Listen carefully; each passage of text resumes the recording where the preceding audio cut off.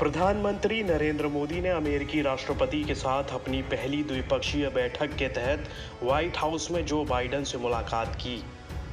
इस दौरान दोनों नेताओं ने कोविड-19 और जलवायु परिवर्तन, व्यापार और हिंद प्रशांत समेत प्राथमिकता वाले कई मुद्दों पर चर्चा की। इसके अलावा भारत अमेरिका डिफेंस संबंधों पर चर्चा हुई।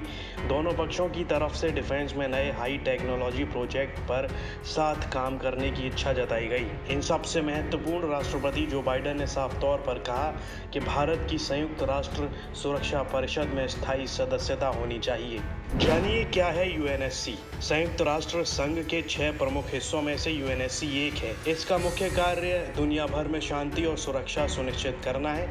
इसके अलावा संयुक्त राष्ट्र संघ में नए सदस्यों को जोड़ना और इसके चार्टर में बदलाव से जुड़ा काम भी सुरक्षा परिषद के काम का हिस्सा है। परिषद की दूसरी जिम्मेदारियों में दुनिया भर के देशों में शांति मिशन भी भेजना है। इसके अलावा अगर दुनिया के किसी हिस्से में मिलिट्री एक्शन की जरूरत होती है तो सुरक्षा परिषद रिजोल्यूशन के जरिए उसे लागू भी करता है। भारत अस्थायी सदस्य। बता दें, भारत को अस्थायी सदस्य चुने जाने के लिए मात्र 128 वोट चाहिए थे।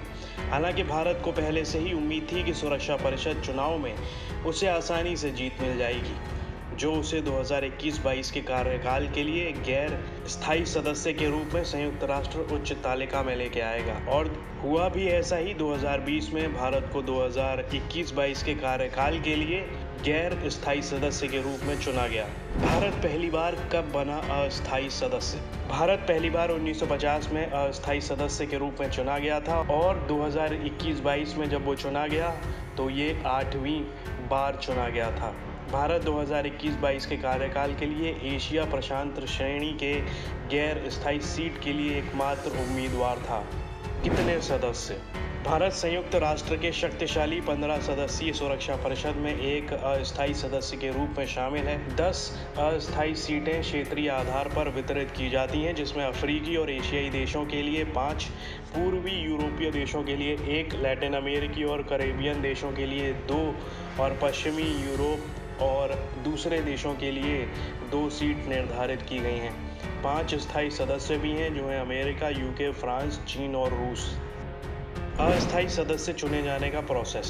परिषद के लिए चुने जाने के लिए उम्मीदवार देशों को महासभा में मौजूद और मतदान करने वाले सदस्य देशों के मत पत्रों का 2/3 बहुमत चाहिए होता है। साल 2020 में संयुक्त राष्ट्र सुरक्षा परिषद का 8वीं बार अस्थायी सदस्य चुना गया था भारत। 192 वोटों में से भारत के पक्ष में 184 वोट पड़े थे। यहाँ भारत को भारी समर्थन देते हुए 2021-22 तक के लिए यूएनएससी का अस्थायी सदस्य चुना गया था। आखिरी बार 2011 में चुना गया था भारत।